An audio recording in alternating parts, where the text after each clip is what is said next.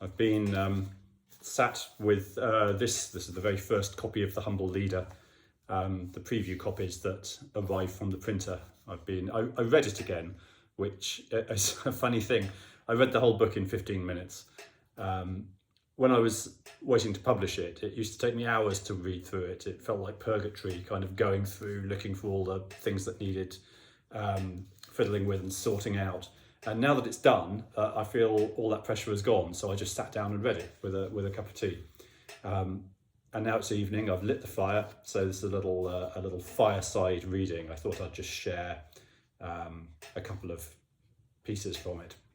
In the introduction, I say these pages form a reflection on humility and how in the social age leadership may need to be more humble than heroic.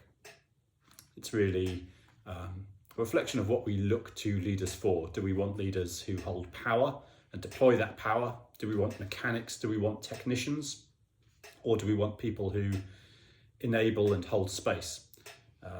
I think that's one of the sort of fundamental decisions in modern organisations. What kind of structure do we want, and hence what kind of leadership do we need? And there'll be times when we need both, in which case it would indicate we should know under what conditions we would require each of those things. I say this reflective essay forms part of that journey. It considers whether and how we can learn to be more humble and fair as a social leader. It's intended neither as a definition of humility nor a route map to get you there. This is one of the reasons why the book took so long to write. I started the first writing on this in 2012 in San Francisco with an essay about social justice, and it grew out of there. I don't think anybody can usefully write a book to tell you what humility is, because largely I don't think it's a thing. I think it's a judgment on our actions. That's one of the themes that I pick out here.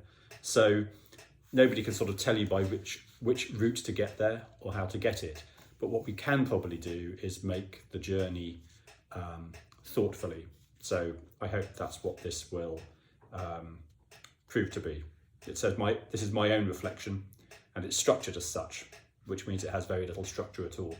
It's my own understanding and my own truth.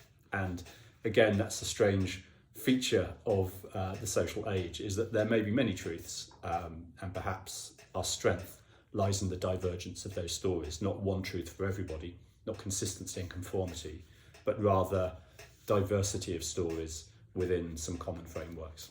So there we go, a little fireside reading from The Humble Leader.